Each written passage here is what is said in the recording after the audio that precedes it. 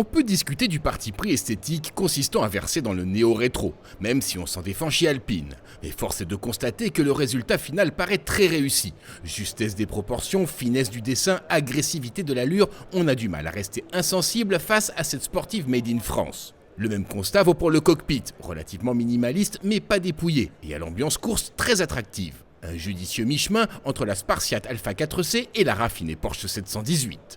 Alpine propose une offre alternative sur le marché des coupés sportifs de place. Et ce qu'on a souhaité faire, c'est vraiment être en ligne avec l'ADN, avec les gènes de la marque Alpine, ce qui nous positionne bien évidemment de manière alternative sur ce marché concurrentiel. Ce qui est intéressant, c'est que la voiture finale est vraiment quasiment identique au concept car et show car que nous avons présenté avant. On est resté fidèle à la fois aux souhaits de nos designers, mais aussi donc, à l'esprit de la berlinette d'origine. Techniquement, la 110 a été soignée. Carrosserie et structure en aluminium, boîte 7 à double embrayage G-Trag et moteur central. Alors nous sortons avec un 1,8 litre turbo de 250 chevaux.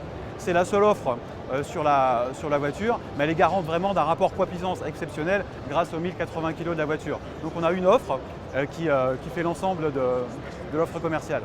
L'Alpine profite de performances très intéressantes, avec un maximum situé à 250 km/h et un 0 à 100 km/h exécuté en 4 secondes 5.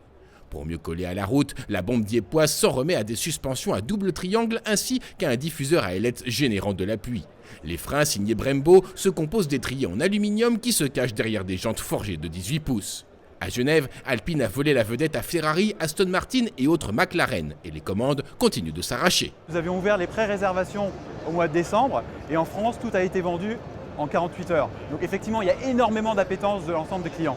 Et pas uniquement des fidèles d'Alpine, mais le scope est relativement large. Nous avions commencé par une série limitée pour fêter la renaissance d'Alpine, donc limitée à 1955 exemplaires, 1955 étant l'année de naissance d'Alpine, mais bien évidemment il y a une suite, et donc nous avons dès aujourd'hui préouvert les réservations pour la suite. Alors nous allons commercialiser d'ici la fin de l'année en Europe continentale, et puis après en Grande-Bretagne en début 2018, et assez rapidement au Japon, où on a énormément de demandes actuellement.